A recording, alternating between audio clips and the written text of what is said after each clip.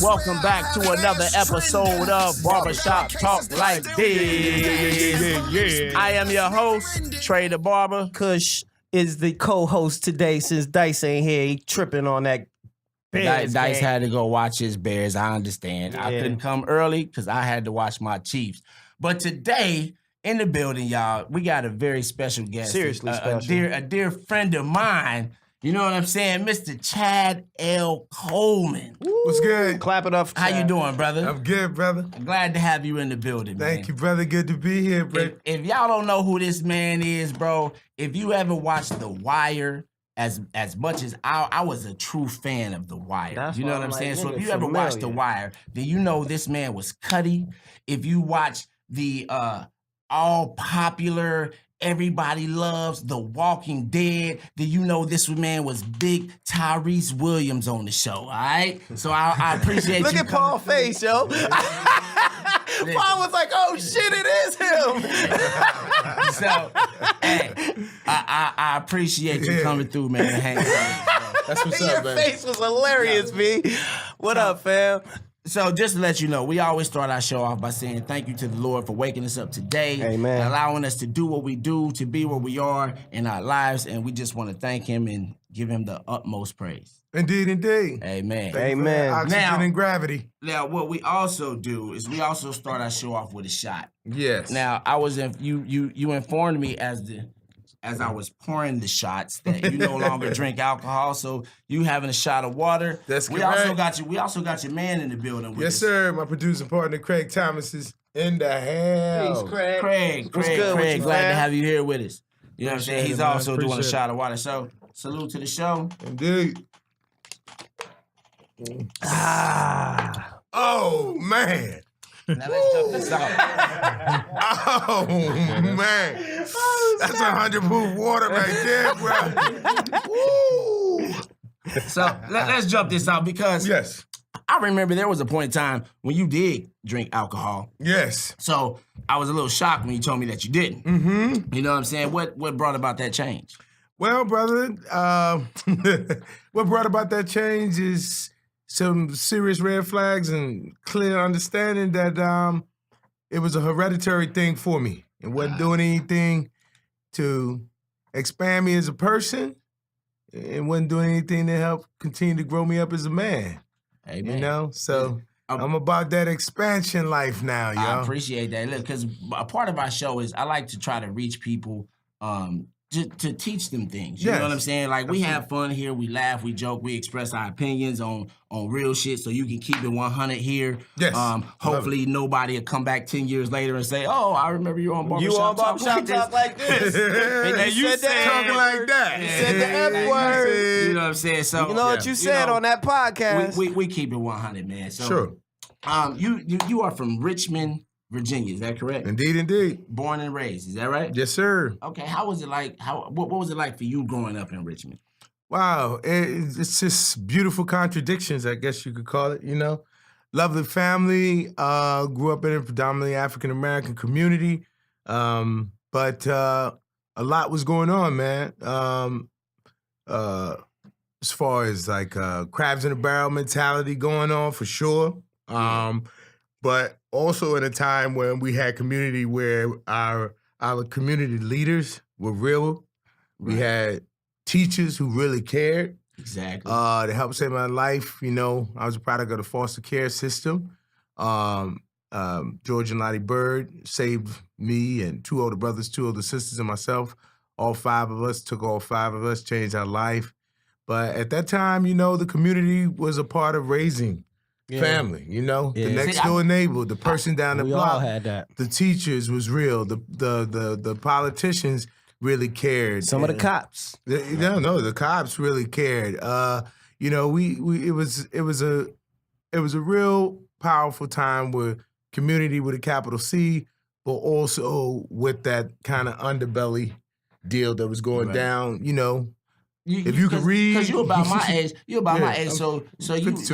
like we got a chance to experience life in the black community pre-crack era. That's correct. You know what I'm saying? That's and then right. we saw it come in And obliterate everything. Change That's right, brother. everything. Yes, indeed. You know what I'm saying? So Absolutely. I feel completely what you're saying. You know what I'm saying? But what I didn't know, I did not know that you were a product of the foster care system. Yeah. I had another guest on our show, Mr. Danny Green. I found out during that time that he was also a product of that system, and he was saved by his foster mother, who became his adoptive parents. Mm-hmm. So I heard you mention.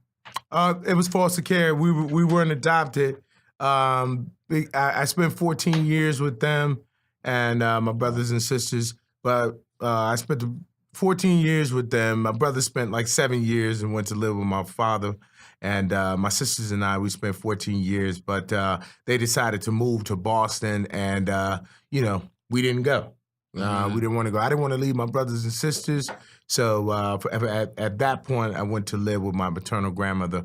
My two older sisters and I went to live with my maternal grandmother. And how old were you at that time? 15 years old. Okay. Yeah. All right. You still in contact So you with were them? you were early. Yeah, and then as I said, I was awarded a court of the state of Virginia, man. You know, because my grandmother didn't adopt me. Right. After that, she took us in as well. So we were still in the foster care system, even though we were living with family. Okay. So that's how that worked out. Yep. That's crazy. Okay. Yeah, but they saved our lives, and George and Lottie Bird did one of the most heroic things you could do for another human being. Right. Take them in when they need shelter, and they gave us a beautiful foundation of hard work, and you can do anything you put your mind to. So, eternally grateful for what they did for us. So, as a kid, did you play any sports? Were you an athlete? The size I am now was not the size I was as a kid. When I graduated from high school, I looked like an 8th grader. Okay. So I was a little dude, man. I still do. So it was a lot of street ball, and I ran track, and then I had a soft bone in my leg, so I had to stop running. But I ran track and cross country. That's really what I was into. But I loved football, and I wanted to play, but I was so little. I was little with a big mouth, so them boys were starting to use steroids at that point.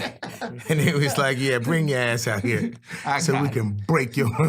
So I stayed in my lane. I always knew that I had the skills to pay the bills as an actor, and always loved acting. So what so that brings me to my next question.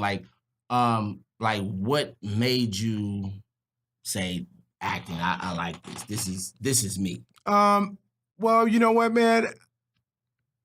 Acting, I tell people, either it's in you or it's not. I was always compelled to perform, be in front of people. That was kind of my role in the family. Right. Give me a quarter, I'll dance for you. Yo, you want me to sound like Flip Wilson? I can do it. Read Dr. Seuss? Okay, I got you. But actually, first was the love of reading, man. That was, I think, because people don't never think about it, but as an actor, if you can't read, how the hell you are? Listen, I try to stress this to my children. Look into my camera Yes, and sir. tell my children how important reading is. No, for real, y'all. It's the basis of access to any and everything. If you cannot read and communicate, you got problems. So It's fundamental. It really is. I didn't want to go there. It really is remember fundamental. that, but it really is fundamental. That's a sound basis for anything you want to do in your life. You can Everything. They hide Read all and the communicate. information in the pages, man. Yes, indeed. And for those who don't want to read, we got one of our homeboys at our shop, Mike Lowry. He admits proudly He don't read. doesn't read. He don't read. Yeah, no. And he's like, I don't like to read. I don't read. His mother was an English teacher. Wow, how about that? And What's that relationship like? Right. No, mama, I'm not gonna read no more. He love his mom. I hate books. I know, I don't mean it like that. Yeah, but I mean, it's just crazy because like the educational system nowadays, it's just like it's wild. Like first of all, I got 2 young children, 13 and 11, and they have this core common core thing. I don't know. It's retarded. It's the most retarded way of learning.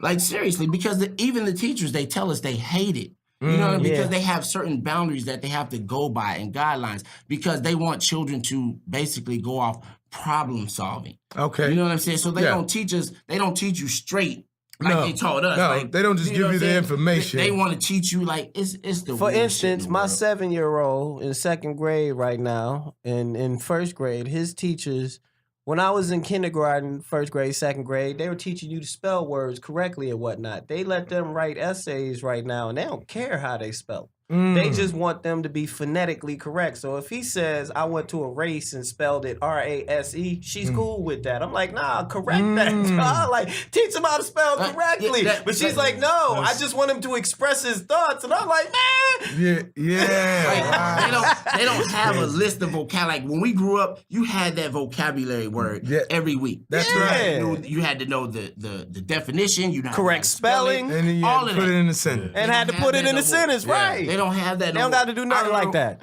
They did give it to my children when they were younger, but it wasn't required. That's what they would say. Like, Wow. it's like I first of all, I'm gonna tell you, I hate the California educational system. I know you got 2 kids. Are your kids? Yeah, older? I do. No, Are they older? my son is 5 and my daughter's 19. My daughter's a Daughter is sophomore. over with it. She's Yeah, a sophomore in in college. college. Big She's gap. sophomore in college, and she's doing fantastic, man. My son is in kindergarten, and he's doing fantastic. You about to see it though Yeah. next year when you Is he start here in going to the California? see them No, months? no. He's not. He's not. Okay, He's down see. south. Oh, he's down south? Okay, different. Yeah. On the Yeah, east his side. school system is completely Yeah, different. yeah. Common Core in California is fucking Oh, okay, terrible. I hear you. I hear You you. know what I'm saying? Yeah. So I had a couple questions down here. Since we talking about parenting and kids and things like that. Yep. What's one of your favorite things about being a parent? Being able to converse with my kids, like communicate with them, and just see where they're coming from. That's what I love. I love to see the way he listen and hear the way they think, and be able to encourage them and be able just to share. I'm serious. I know it sounds simple, but it's true, man. Just to share. Once again, going back to that communication thing, to really just be able to communicate earnestly with them, and really honestly feel where they're coming from, and be able to share my thoughts and wisdom, but have that back and forth go, because you know, I grew up in that shut down era. You know, speak when you're spoken to. Exactly. You know what I mean? We all did. I'm going through the teenage years, the early teenage years with my daughter. You know what I'm saying? And she is more like me than my son. And every day I be wanting to knock her the fuck out. Seriously, like I love her to death, but I swear to God, it's not a day that goes by right now that I don't want to knock her out. Like from the looks gonna knock to you the out. tone of the response, and, you know what I'm saying? To just not doing like I'm tired of repeating myself. Like as a father, and you've already been through this apparently because your daughter's 19. Yeah. Like, how did you cope with that stage? Well, bro, to be honest with you, it was a heightened awareness already of the experience I had, like from my foster parents, with that, what I told you, that shutdown thing, that I was always incredibly open to, and I just allowed her to be who she wanted to be. And I just did not want to shut that down in any way, shape, or form. Right. Yes, I bit my tongue a lot of times. And yes, I had to walk out the room and go, oh, motherfucker, and come back. But, you know, also, me and her mother had different parenting styles. So I didn't want to play. She played that role. Yeah, they had that going on. You know what I mean? Right. So I came in to give her another experience. So it's always been that thing. That's my buddy always said, man, I asked him to pick her up from school one time. He said, man, just to listen to her, and you know the way she communicates and everything, and then having seen us just have this rapport with each other that's just very open and not shut down. I mean, trust me, man, it's a different kind of deal. But I think I was so affected by that shutdown mode that I'm just real open and just listen and. You know, trust me, I'm not gonna say it because she would break my face, but there are things that I wanted to develop a relationship with her that she could come to me with anything.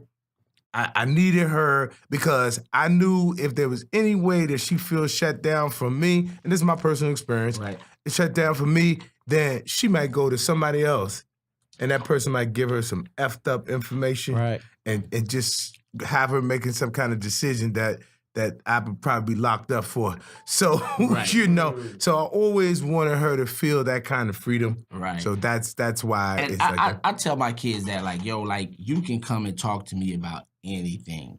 Yes. Because my mom had always made it like that for Oh, me. beautiful. There you My go. mom, too. Like she's like, yo, I don't care what it is, Right. whatever the situation is, Yeah. you can talk to me about. I remember I Yeah. got arrested for, I ain't gonna say what for, but I got arrested, and the first person I called was my mom. There you go. I'm like, look, hey, check this out. This is what happened. This is what it is. I need you to bail me out. We'll talk about the details later. Right. And she was like, it was them damn guns, wasn't it? I was like, it was, but we'll talk about that. My Like, you know what I'm biceps. saying? Yes, So- it was my biceps, Mom. They were huge. So I always try to express to my kids that you can talk to me about anything. Yes. But I also understand sometimes with kids that they look at you as mom and dad. They don't look at you as the person Somebody who's they can talk experienced to. life, somebody they Yeah. can talk to. So that's where, for me, it takes a village to raise a kid. Yes. You have those But that close also people. plays into what he's saying, because part of that's mom and dad is we grew up in an era where they shut us down. So you looking at them like, I can't talk to them. Right. If you move similar to that, Right. that's mom and dad, but I could tell him because he cool. Right. You know what I'm But- saying? and that's what And I'm it's a saying. different role. It was a different role, but it also was trust and believe. She knows completely and absolutely that I'm her father, and you gonna right, you gonna respect it. must be paid, and all of that was 1,000% real.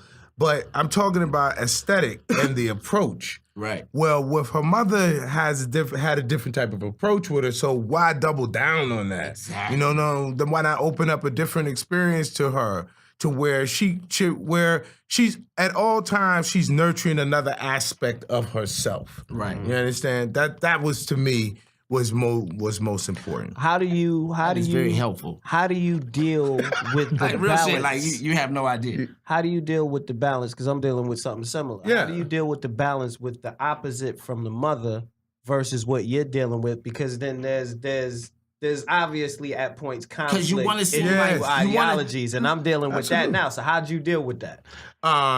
The one thing I never did was judge her mother. I respect her mother for who she is, and when she come to me with it, it's not like, yeah, your mother is so and so and nah. It's like I was always encouraging of her mother's love for her and her mother's desire for her to be the best human being she could be. Right. And I always try to help her understand conflict resolution, and I also try to help her understand the age of self-determination. Who are you, sweetheart? Right. As you come to me and you want to tell me what your mother's doing, I want to know what you're doing. Right. And try to help her, like, open your eyes now. What kind of expectations do you have? Really? Are those real Okay, why do you- expectations? absolutely. And if you know what you know, why are you resisting that? Right. And if it's uncomfortable, okay, well, get comfortable with discomfort. And let's keep moving through. And let's keep looking at what you can do. Because at the end of the day, you know, it's that self-determination that I wanted to nurture in her. Right. That's what's up. That's I mean, what's up. and I feel the same way. I wanted to say, like, a lot of the, like, with parenting, I tell my kids this. I'm like, listen, there's no real book on how to do this. That's right. We no all blueprint. freestyling. Right. We all freestyle. I told her, I said, listen, I ain't never did this shit before. Right. You know what I'm saying? So Freestyling. I'm not always gonna make the right decisions, but understand that the decisions I make are, I have your best interest in heart. That's it. You understand what I'm saying? Yeah. So Facts. like I'm at a point in time like I just get tired of fussing and yelling. Like That's it what- makes me feel bad because then I think about it later, like, damn, Right. I said this, I said that, but it's like yo, we keep having the same conversations over and over and over again. You know what I'm saying? I But do. It's I don't know. I'm just at that stage. I understand, and then my wife, she deals with it a different way, and I feel like I have to have her back, or we have to have some type of union, Unified so to front. speak. You Yeah. know what I'm Yes. saying? And I don't know. Raising kids is No, hard. Like, shit. brother, I completely understand, man. But at the end of the day, if the one thing that we continue to land home, sweetheart, we have your best interest at heart. Right. You know, how we get at it, we're human. We're gonna bump heads Yeah. sometimes. You need to walk away, I need to walk away. I'm gonna pop something off that I didn't mean to say. These things are gonna happen. But if we got that basic fundamental connectivity, then we're gonna ride through all of that. You know what I mean? And I feel like you were just saying, we all gonna make mistakes. You got to be big enough to admit to your children. That's what I'm talking about. Right here. Yeah, and I think that's when they really go. Okay. Oh, yeah. He real. Oh, you're right. real. Like, yeah. I never try to posture as like, I am your father. Like, Luke, I am your father. My son works. Baby girl, I love telling her, listen, first of all, ain't nothing new under the sun. Period. Been there, done that. Right. Ain't nothing happening with no boy you rocking with, nothing happening in school, all that stuff. Y'all technology may be different. Yeah, they toys are more fun. Your toys are way more fun. You got more toys that give you more access to we things. have better music and film. You know what I'm saying? But the basis of it all, of human behavior, ain't changed. Yeah. Right. So I can rock with you wherever you need to come from. And the main thing is just like humbling myself and dropping that ego, man. You know? Like, listen, no, I'm not trying to be Darth Vader on you. You know, I'm not Luke Skywalking you. I'm talking to you. Let's communicate with each other straight up. Facts. I appreciate your insight because, like I said, a part of my show, I like to drop knowledge on people because there's people out there that's going through real situations. Yep. You know That's what I'm for saying? sure, So, brother. you know, so I do want to get back to your acting. Like, what was your first thing that you ever did that was acting wise? Like, even as a kid, and you just like, I love this shit so much. The third grade Thanksgiving play. So, you know, the one that happens in the cafeteria. The stage is in the cafeteria. So did you continue on and you did more school plays? Of and stuff course. like that? Yeah. I mean, there was a break in between that and like by the time I got to the 9th grade. But I was that dude that was always watching and looking, and I don't know if you guys remember the Scholastic magazine back. I do. Yeah. So I do. they would drop that Scholastic magazine on us in English class. And, you know, I was all in. Everybody's like, why are you reading it like that? Why are you taking it serious? But it's a gift, man, because I can't tell you why. I can tell you how. Right. But why it's inside me, why I'm compelled to do it, that's a gift, man. That's a gift from God. That's how I see it. So it's on me to honor that gift because why isn't it? Why was it like that? Why am I so compelled to do it? Right. But there's a lot of variables to why, you know, that if you break it down and say, yeah, you know, if you grew up in foster care, then you probably have self-esteem issues. If you grew up in foster care, you had to have abandonment issues. So what? You want attention. Right. It's kind of classic in that way, you know, but you want approval. So, you know, when the teacher say read Dr. Seuss because you're reading it so good, read it in front of the class, and everybody goes, wow, you're good. You like that. You want that attention. And so I think fundamentally at the core of it, that's probably why it was a perfect fit for me. And then as you get older, you realize all of that childhood trauma and stuff, you can dump that into the play. Right. Like, oh, and then there's actually a technique that actually invites and allows that, you know? Exactly. So, I wish personally I had understood that at a younger age. I went to a performing arts high school. oh, great. You know what Where? I'm saying? In Kansas City. Okay. Paseo Academy of Performing Arts. Okay. My mom, I wanted to go to a different high school. She's like, oh no.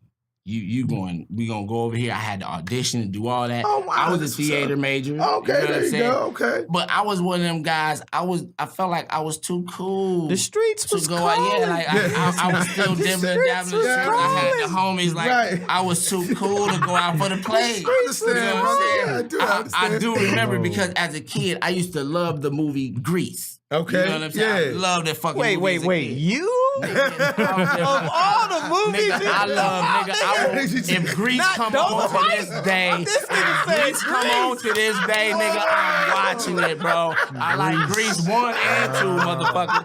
You know what I'm saying? I ain't gonna lie. And I would have never. I've known this Hey, nigga I over was a 20 kid. some years. As I a would have kid, never pegged you for Grease. I remember going to see that shit in the movie theater. You know, Okay. Grease 2. That you know is what I'm fucking saying? hilarious, nigga. So I remember they had the play. We was doing the stage play. Yes. And I'm like, you know what? Fuck that. I'm going out for going this out shit. for- You know what I'm okay, saying? This yeah. is my shit. Right. I love this shit. I'm going out. Now, you know what I'm saying? I didn't get a main character. You know what I'm Okay. saying? Because, again, I wasn't, like... You didn't go all in. Yeah, you I didn't give go all yourself. in. Like, I didn't... At You that didn't give time, yourself. At that time, That's what I didn't happens. I didn't understand how to connect myself to the character. Okay. Again, I You was, ain't give yourself I was yet. still trying to To be do Trey. you, You know what I'm right, saying? yeah. But I remember my girlfriend, like, they had schools coming from all across the fucking city coming to see this shit. Right. And my girl came, I was like, oh my God. Nigga, I'm out there doing it. You know how many people, Right. when I saw that, like, back in the day, wasn't no cell phones and none of that shit. Right. How many motherfuckers saw it like, nigga, I see you doing that grease shit, nigga. Ooh, grease light, nigga. Bro. So, I mean, Yes. and, I mean, other than that, all the other plays I went out for is because my teacher forced me to. Yeah. You know what I'm saying? So I wish as a younger person, I had taken more advantage of that particular That opportunity. again plays. Well, into we were doing, but parenting, that's though. also depending too what you're doing. And yes, I did do some musicals as well, for sure. And but I was doing stuff like A Raisin in the Sun too. You know, so we were doing real dramatic stuff. We were doing comedy like The Odd Couple and stuff. So there was a. I did that. I played the. Yeah, Felix. You played I Felix? played Felix. Yeah, You know what I'm me saying? too. Yeah, I knew we had something in got something common. I knew in common, you know what I'm that. saying? I knew I connected with this man on a deeper level. I knew it. Neil Simon, Chad goddamn is it. my Y'all guy, understand. like, bro. He That's done what it came- is. he done Me and came Trey, to the shop, bro. Goddamn, we're going to do it again. We're going to do another version. We need to do another version. You know what I'm saying? It's funny, man. I'll play Oscar this time. That shit's hilarious. Yeah, man. Listen, the other thing about it is when you... The hood basically made room for me to be an actor, you know?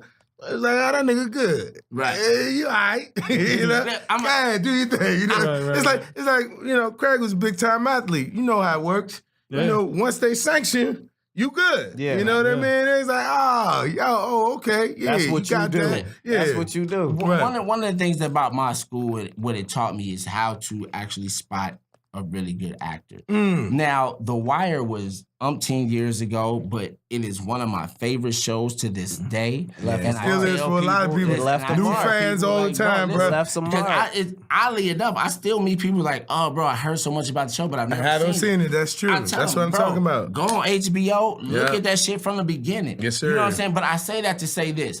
When your character came onto the show, it struck me like it was just something about your presence Okay. that I was like, yo, this guy is good. Thank you know you, what brother. I'm saying? Yeah, Because much appreciated. how you like, especially after meeting you and knowing you as a person, you know what I'm saying? How you transition that character, bro. Like Yeah. it was just something that I knew there's something about this guy who's going to continue. Like you see people, you be like, you probably won't That was see them no cool, more. yeah. You know what I'm saying? It was That was cool. But then, Short-lived. then there's some people that you see and you like, this person is gonna have a career. Yeah. And Thank you you, were one of those people. For Thank me. you, You brother. know what I'm saying? Much appreciated. Like you brought life to a character who really wasn't meant to be like a A major character Mm. or a memorable You know what I'm character. saying? But yeah. you were. You know what I'm saying? So with that being said, And that's why when you walked in the door, I was like, I know you, nigga.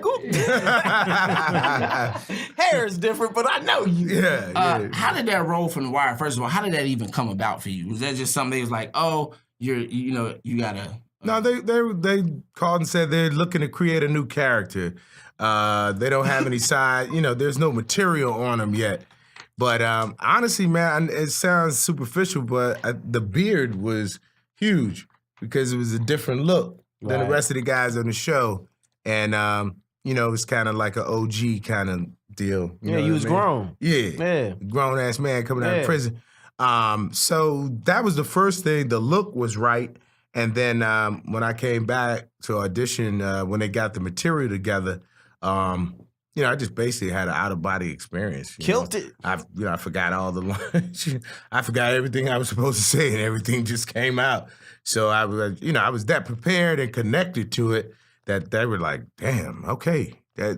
So people immediately just started talking about the audition tape. And then they said, hey, next thing you know, I got a call. They said, the producers, we want you. This HBO has to sign off. And then once they saw that tape, boom, it was all good. But I would say this to you, brother. I couldn't be more proud that if you really look at it, and if you see how many people change position in their life, how many people went from negative, like Biggie said, went to negative to positive, and it's all good, and not in a cheesy way, in a very real time.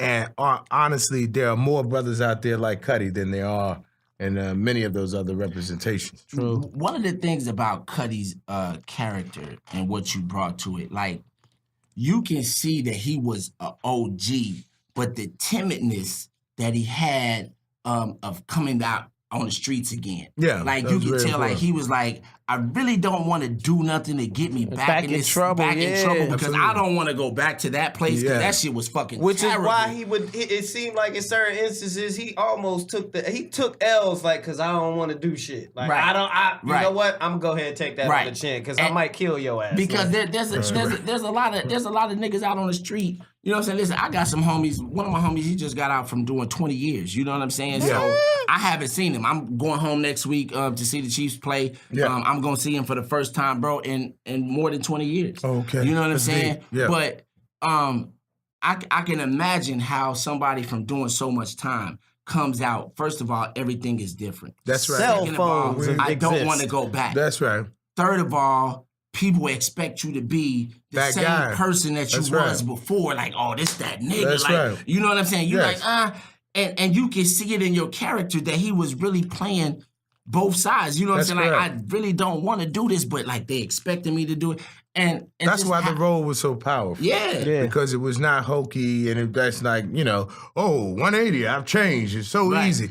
It just shows you just how difficult it is to change. Right. And what you're up against. But and the inner struggle that's there, which is a very complex situation. But that's So- probably why they had you around the kids, though, because usually the balance is kids. It's Well, being around kids. That's but usually he the had thing to that find- checks you the most is, I ain't gonna fuck up for these kids. Well, you don't even get there first though, man. You Not first go initially, like, what can I do? Right. What aptitude do I have? And he knew he had, he was good with his hands. Right. So that became a very viable thing to do, as opposed to go reach for something that, he has no real aptitude for. That's going to frustrate you. You know what I mean? The frustration level is going to be there. So you are more likely to be discouraged if you reach for something you can't even get your attain, hands wrapped around. Right. So he, pun intended, but yeah, he could wrap his hands around that I can help these kids. But at the same time, he also wasn't equipped to understand that you can't be banging all the mamas.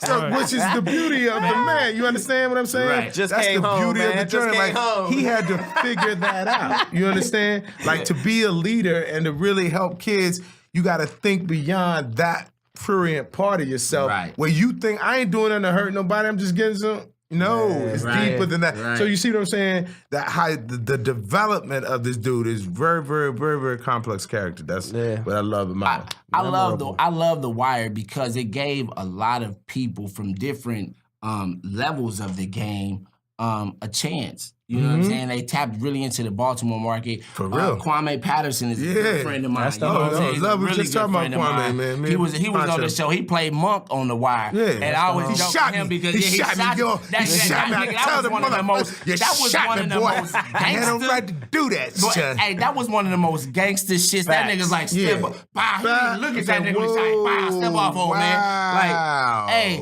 listen, and Kwame, I talked to Kwame like again. He's a Nice he's guy. So that's, different. That's my friend. That's you know a what I'm nice saying? guy. Yeah. And, but the we- dude that's most unlike his character Word. is Jamie Hector. Jamie comes Jamie's to the the shop one, as yeah, well. yeah. Jamie's the one that's he's the furthest so cool. He's the furthest. Definitely. Yeah, he's the furthest from But Marlo in his real life. he tapped into that character so much. I remember I was cutting a dude in my chair one day, and Jamie walked into the shop. He saw him getting out the car. He's like, "Bull." Oh, he he's jumped. like, nigga, I almost got nervous. Like, for real, like, Marlo coming. You know what I'm saying? Like, I love The Wire because it really gave a lot of people opportunities out there. Yeah, but you know what I'm truthful saying? representations too. You know what I mean? Yeah. And just showing the range of who we are. You know I'm what gonna I be mean? honest with you. I've been watching Narcos and them for the last couple Oh, of that's weeks, and super y'all true. gave You birth watch to that. Narcos? Yeah, like, sure. Y'all Uh-huh. gave I that's believe that. babies of y'all's Absolutely, right there. many producers, All many of the young producers out there today. You know, The Wire was the blueprint.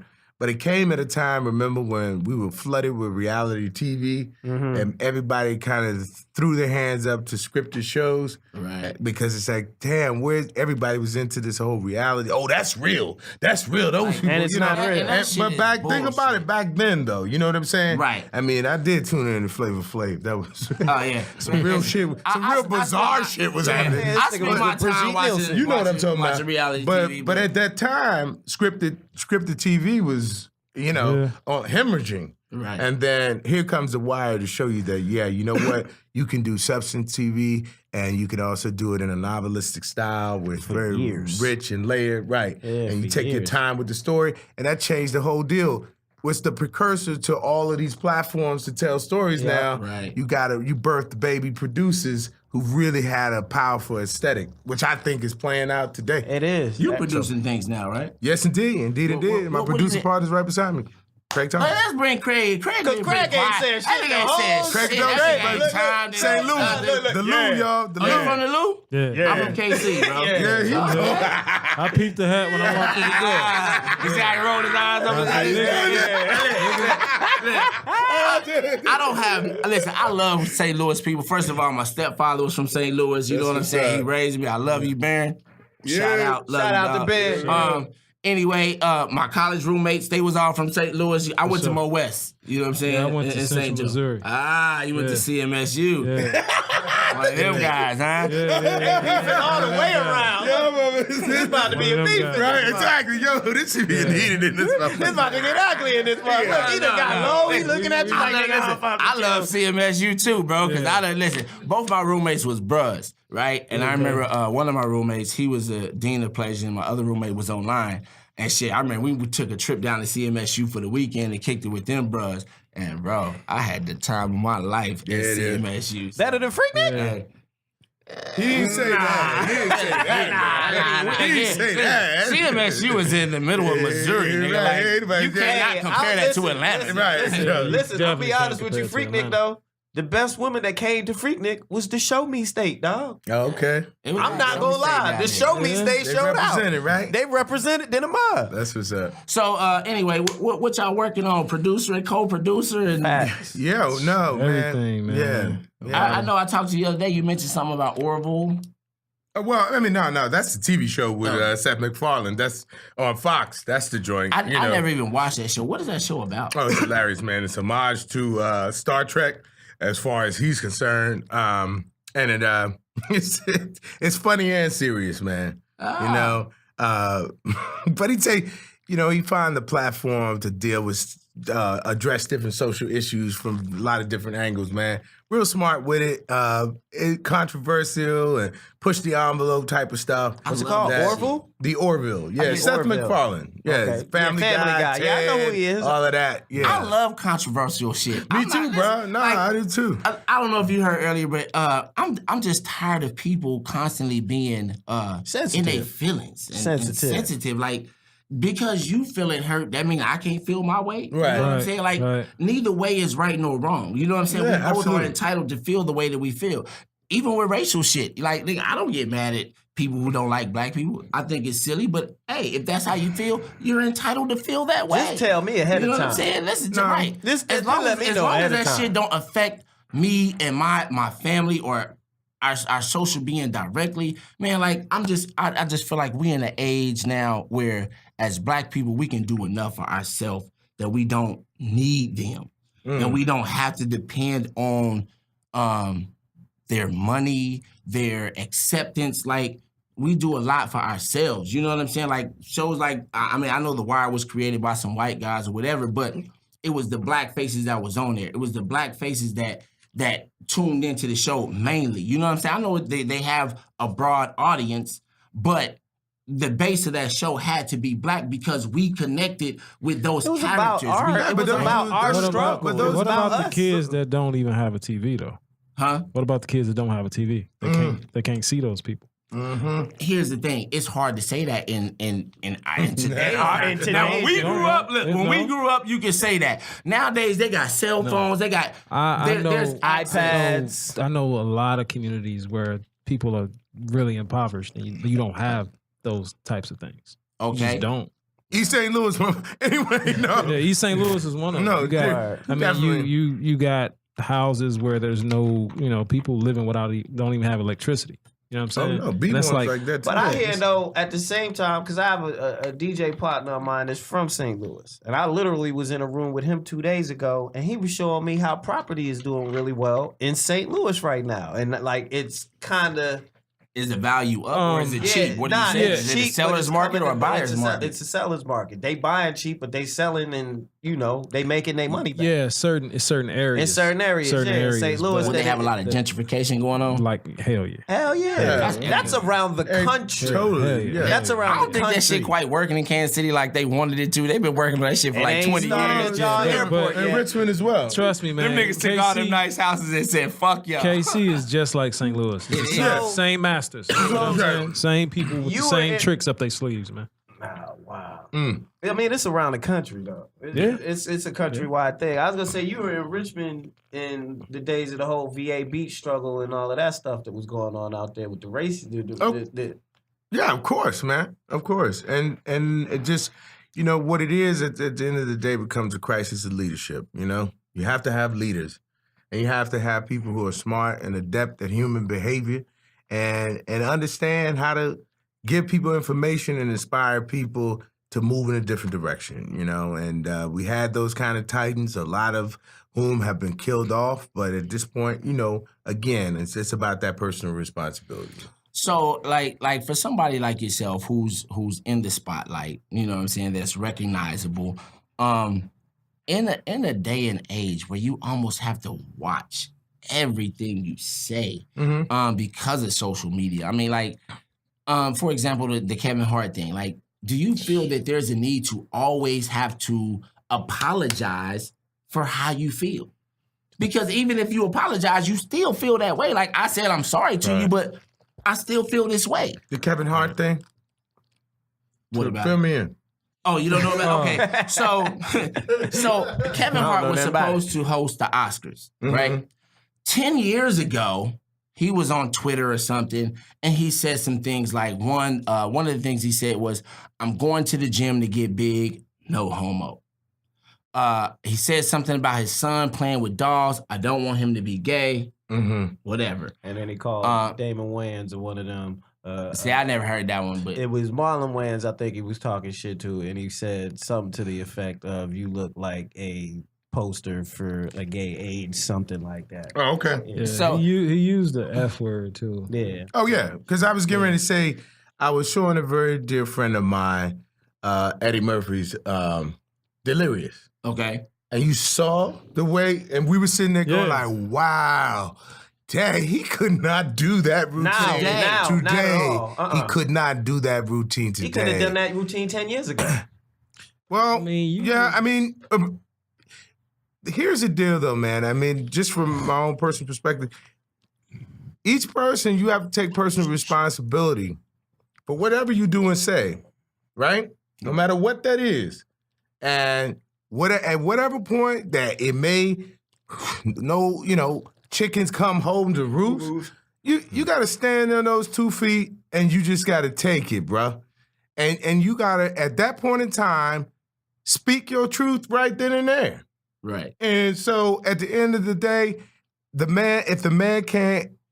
if he can't give voice to where he was at that point in time and where he is at this point, if he can't give voice to it and try to bring perspective and just bring his truth, Right. hey man, then what you gonna do? If it was me, I would simply be as honest and as transparent as I can. He tried to be a And, secret. and he apparently had apologized before, but Right. the Oscars wanted him to Apologize again. But see, this is where I think he went wrong. When they called him and told him that they wanted him to apologize again, he should have just did No. it.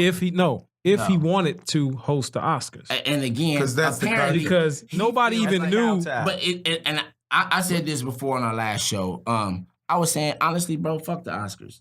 Them Oscars. Yeah, that's not. I was don't care never- about They it. was what I'm never saying. intended for This you. is what They I'm- was never the intended for people context. like us. You Facts. know what I'm saying? So I'm tired of actors, black actors, or ethnic actors for that matter, seeking the approval of the Academy. Like, first of all, most of the awards that they give are movies that most people don't really want to see.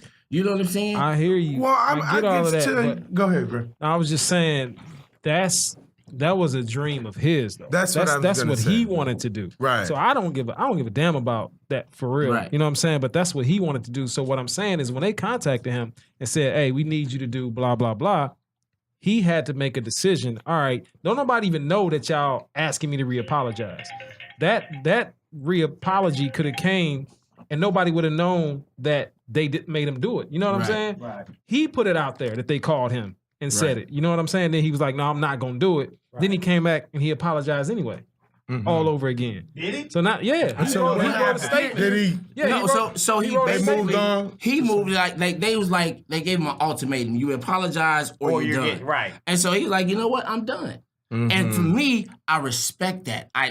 It's like, yo, I've already apologized. I'm not gonna bow down for your sake to say, oh, I'm sorry all over again. Even if he did apologize again, he did it on his own terms and not because they said you got to do this or you're else. not gonna, right? Because the football player that just, he just won the Heisman, and people are coming out with his tweets from the past as well. So I know, but at the end of the day, you only say to yourself, there you go. You say, okay, what is the agenda of the person that's putting this stuff out there? Right. So ain't none of us ignorant, right? Right? We do understand that as people of color, a lot of times you're gonna find yourself under attack. Or if anybody can find a way to character assassinate, and things are not, these things are going to occur. But at the end of the day, it comes down to who are you as a man. Yeah. At the end of the day, no matter what anybody says about me, I know my character, I know my intent. And I'm gonna stand on who I know I am, bro. And that's it. And I understand what you guys are saying. The fact, yes, man. If that's a dream you had, bro, I understand that. Right. It's a really, again a complex, kind of subtle, sometimes not. Right. Type of deal when you operating out here as an African American, man. It is not easy. The level of attack that you could possibly be under, but the certain things culturally, you know what I'm saying? I'm not gonna act like I didn't grow up watching the Oscars. Right. And if I wasn't a dope comedian that I wouldn't want to host it, why wouldn't I want to do that? Get it. I get it. But at what cost? At what cost? And at what point am I really I'm not gonna compromise who I am so I can be that. I want to do that so I can further show people the expansive nature of what it means to be. Right. You understand? Right. I want this platform so you can see who I am. I'm not wanting the platform so I can become something other than who I am. You understand that? Yeah, I get it. It's just situation. as far as Kevin Hart though, man. I just think that with me, I wanted to ride with him when he was saying, they called me and told me apologize or else, and I ain't gonna apologize no more. I was like, all right, that's what's up. But then it was a mixed message because at the end of that, he was like, well, hopefully we meet again, Oscars. And I was like, wait a minute, what? He still want to do that. Yeah, he still want to do it. If y'all cool I'm like, with me wait a later, minute, bro. Like, or you like, what is it? Like, you really still want their approval? Or like, what? But what I'm are we saying, doing here? But You know what I mean? again now, And then he as a turned around and apologized. As a businessman, Right, and he turned around and apologized anyway because he understands at the end of the day he has millions of people that he cannot alienate. But you guys know what I'm saying? In y'all position, don't y'all feel like there is Kevin Hart made $200 million last year, and we've seen somebody say heading towards that level like a Cat Williams completely take a nosedive. Right. From a small comment, thing. Mm-hmm. This small thing could ruin that man. I understand, but see, I understand that. That's the businessman in me. Anyway, I would never even put it out there that they called me and said that. Right. I would have either apologized or not, and then just left it alone. Yeah, he put it all out there. He created this whole narrative. I didn't even know that. Like, again, I'm in the barbershop, so I hear a lot of shit. Yeah. Like, yeah, that's another thing with social media, bro. Like, I'm tired of people just always going to express how I feel. This is what I'm. Right. Like, He fuck hopped that on shit, social man. Like, media. who He hopped on gives a social fuck? media and Like, said, "Man, these fools just called me and said apologize that. or else." I saw that. Man, I ain't apologizing, man. I'm cool. I already apologized for that. I saw So that. hopefully we meet again, Academy. I'm like, Yeah. wait a minute, what? So I don't think he thought that one through. He didn't. And because he turned around and apologized Yeah, anyway you got it. after he lost the gig as the host. Right. You I can't was like, this pop doesn't make off. sense. Think it through, man. Don't- social media is the devil. It is. The man. internet It is the devil. It is. But when you all get that shit is the when you devil, get put bro. into the position to where you need fans to either rock with you or not, it's Right. like, yo, you got to understand, like, if they bringing this back up, you got to feed that beast. You got to say, all right, let me tame this motherfucker a little bit because they gonna eat my ass up if I don't. Right. And you know you're gonna have to come see him anyway. Right. So why make it a big ordeal when you could have easily just said, all right, I'm gonna holler at y'all in a minute, and just hopped on there and apologized. The same way you told everybody, the whole world, you wasn't gonna apologize. Right. You could have just made an apology, you know what I'm saying, and been done with it. Right. You wouldn't be talking about it right now. You'll still be the host because that's really what you want to do. Right. Because that's how you ended the message. Like, Right. holler at me later. Right. Academy. Again, You know what I'm everybody saying? need to Time they get won't out bring their this shit fucking up. Right. feelings. Like, Right. like stop expecting. Listen, I'm with you on that. Listen, Get out your stop- fucking yeah, feelings. For real, stop expecting people to base their life decisions and their opinions on how the fuck you live in your life. Like, who cares? Like, as long as you live in your life and whatever they do or say don't directly affect you, man, who gives a fuck? Like, Facts. I'm tired of black people, like, getting mad at white people. They said this, they said that, all that. Like, bro, we were slaves. Like, nigga, our whole history is based. 140 years ago. Our whole history is based upon their hate for us. So why the fuck are you acting shocked when they call you a nigga, or you hear such and such that you like as a white person say nigga or this that? Like, 'Cause I'm they just fell for the just deception. tired of everybody. Like, yo, expect people to be who they are. Stop putting people on a higher statue. Or you know what I'm saying, on a pedestal of what you think that they are. Facts. You know what I'm saying? People The only are people. thing I I don't care can if they control Is is myself. who I am. exactly. And my That's kids. the self-determination. Up to at least And no one. matter what I'm confronted with, I'm confronting it from my perspective. Facts. Bro, Who I choose to be. I don't care what you say to me. Some of the most ignorant thing to do is to give over the power, your own power, to somebody else's ignorance. right. See, that's not going down over here. I remember years ago, I used to work at the railroad back in Kansas City, and I worked with a bunch of rednecks. Now, my engineer, he was a real redneck. We was cool as fuck. We cracked racial jokes all the time. You know what I'm saying? I understand that. I brother. understand this. I understand Because- this. But it was like, listen, I'm not gonna sit here and get mad because this is how you was raised, or this is your opinion, and this is how things are, and this is how I was raised, and this is my opinion. So I can't get mad at you. I remember Dave one time. Chappelle wouldn't have a career if he didn't recognize the absurdity of it with Neil Brennan. Right. Together, A white they guy. both recognize the absurdity of this shit. Right. And we getting ready to send this ignorant shit up. Right. Let's go. I remember dude said a joke to me one time, and shit was fucking hysterical to me. He was like, you know, I went to the gun store yesterday, and I went to go buy a gun. And I'm looking at the gun, and the guy asked me, what are you going to shoot with it? I said, I'm going to shoot some cans. He said, cans?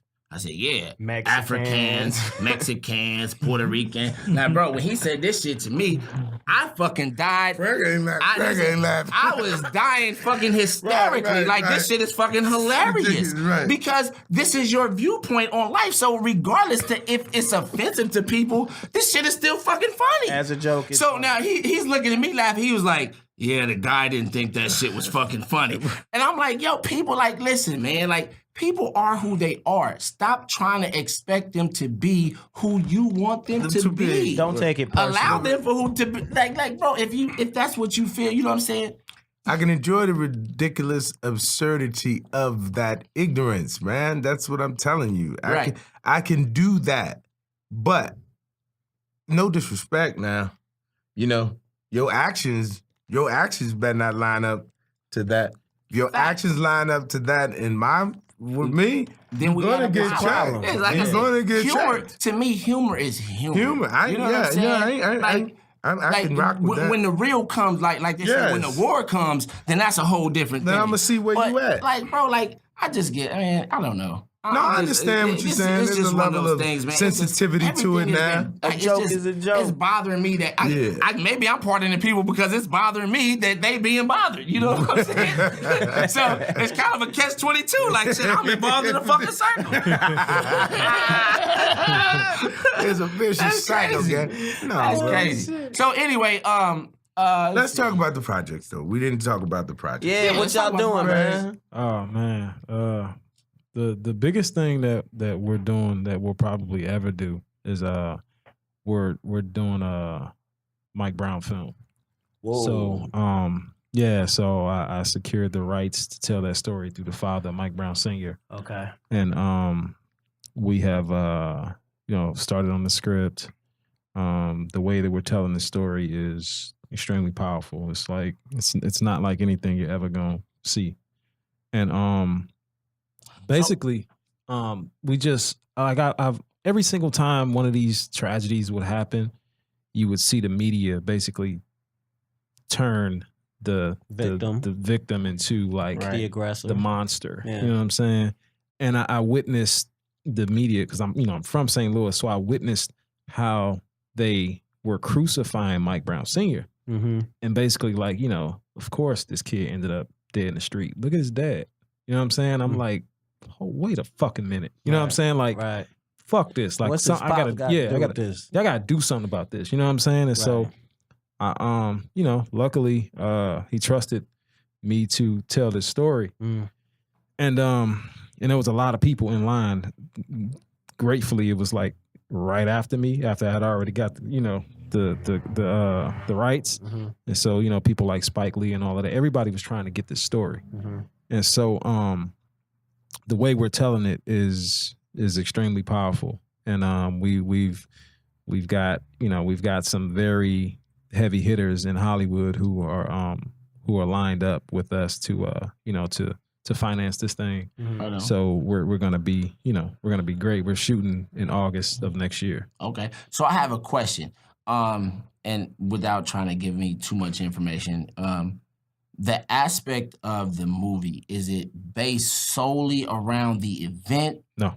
Or is it given the information about both characters? Both people. It's a love story between a father and a son. Exactly. Okay. So It's showing that this kid was a human and he was raised by a real father, and it's just at the end of the situation, man. I just want people to understand what we go through as black men in America. Exactly. That's really what it's all about. And I just found a way to make people care about this black man going through this incredible journey.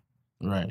So, Man, with all the police shootings, bro, like this shit is just, it's getting out of hand. You know what I'm it's saying? been out of hand. Right. Before we was even born, it was out of hand. But there's a part, but now it's being broadcast. Yeah. And they getting off time and time again. purpose. Now I have a son who has a speech problem. It's a little difficult to explain because he takes time processing information. Mm-hmm. So I get concerned when it comes his time when he's driving and he's older, and if he gets stopped by the cops and they ask him different questions, and he's processing the information. He may not answer as fast as they want him to very answer. dangerous thing. Or they may that's tough. think that he's or he's lying, thinking about, you know what I'm saying? Because he takes, and it's like, bro, like there's a side of me that want to be like, yo, fuck this shit. Let's go to war with these motherfuckers because they don't give a fuck about you. They don't give a fuck about us as a people. And then I have to also think about the civil side of saying, we got to find another solution.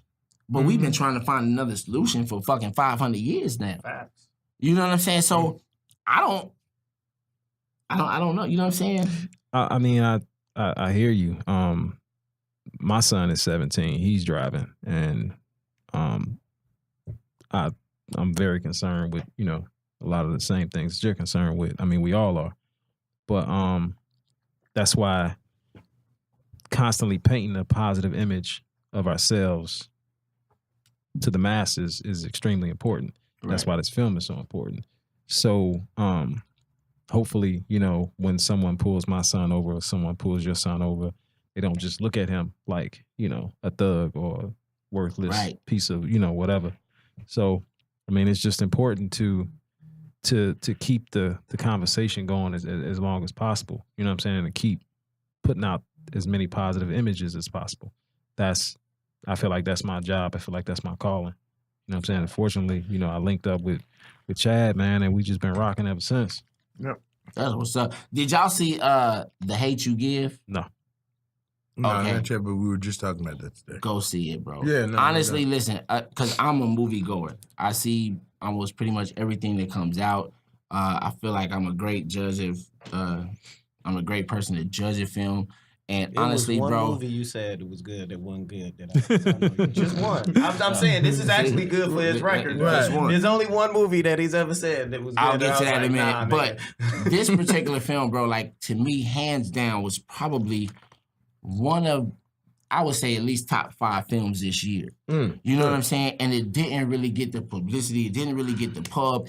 And Wonder why. as a black person, though, I'm like, it frustrates me because when Black Panther came out, you see a niggas going out and kente Disney. cloth and this, that, and the other, and like, Bigger and they promotion. We don't pumping own up that this shit. And it's a you know, bigger and we don't even promotional own it. budget behind that, too. Not even that. It's not even really our story. It's some fictional shit that they gave you to basically make you feel like, again. So when we have real stories that come out that's affecting us directly, like people don't go out and support those films as black people. Like put that shit on your social media. Say, I'm going to see The Hate U Give or y'all movie. I don't know the title of it, but whatever movie it is, like the stories that are really about us, that's affecting us on an everyday basis, put that shit on your social media. Who gives a fuck? Like, Black Panther was great. I love the movie, don't get me wrong. But that shit ain't doing nothing for me. And my community ain't doing nothing for my son. It ain't doing nothing for nobody. Yeah, when You know what I'm it saying? comes Not to educating. when it comes to things like that, I feel like if the product is good, it's all about the marketing.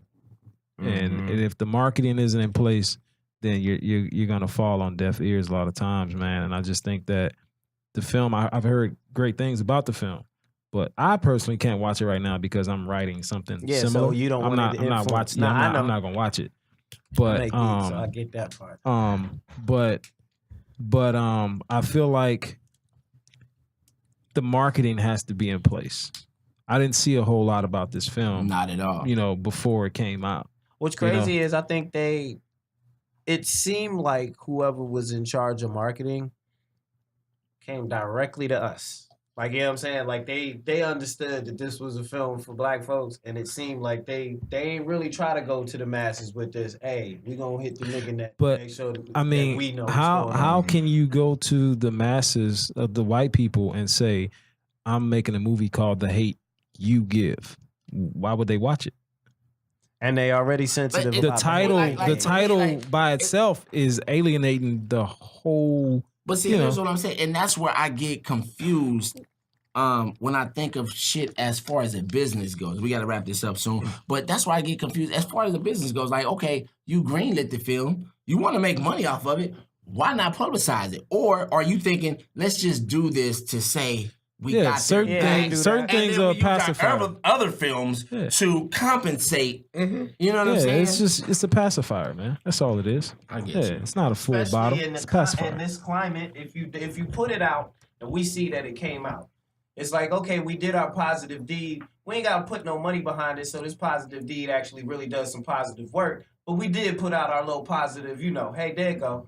You know what I mean? Yeah, I mean they have There you go. there's an agenda for sure, but I mean it's unfortunate that that film and a lot of films like it didn't get the push like Yeah, Nate you're right. Parker's powerful project that they definitely didn't want us to watch. Birth of a Nation. Birth of a Nation. Yeah. Yeah, they didn't want us to see that Right. because the original Birth of a Nation was Yeah, it was about the Klan. You know what I'm saying? Yeah, So- I saw that shit. yeah, exactly. Yeah. So anyway, as much as I would love to continue this conversation, man, Paul is giving me the signal that we gotta wrap this Fuck thing Paul. up. Paul, we need You know what I'm overtime, saying? Paul. Fuck Paul. Shit. Damn. You know what I'm We saying? need So part 2 on We this. need part 2, Paul. we need part 2. Paul, so I'll roll a again, blunt. You gonna stay an extra 15 minutes? Hey, got another set. hey, Ah, dude, you know what? so again, I want to thank y'all, man. No, for coming we through, thank bro. you, Like, bro. Yeah, We think definitely this was appreciate real. you, man. This was real talk right there, bro. It ain't got It's to be barbershop talk like this. but We that was talk like real- we in the yeah, it barbershop. was You know what I'm good, saying? real- Because it's not just about all the you know Right, what I'm saying, bells and humor whistles shit. and Yeah, stuff. It I like was to real. touch on real situations No, and I that can appreciate help that. real people. Me bro, too, you know bro. what I'm saying? with you on that. So you know, Appreciate I do that. want to thank y'all. If y'all want to give y'all handle where people can follow you or check out. I'm at you know, Chad L. Coleman. at Chad L. Coleman. Is that on Twitter, everything? Instagram, and Facebook. Yeah. On Instagram, I'm at the first pick, THE1STPICK, and on Facebook, I'm Thomas Craig. Thomas All right, Thomas Craig, I appreciate y'all, man. Again, thank you for coming through. Y'all, this has been a dope-ass episode, yo, so I appreciate y'all tuning in. This has been another episode of Barbershop Talk Like This. I'm your host, Trey the Barber. Kush in the building. Chad L. Coleman. Craig Thomas. And we Dice, out these this. Bears are losing. Oh, no, they are. Ah,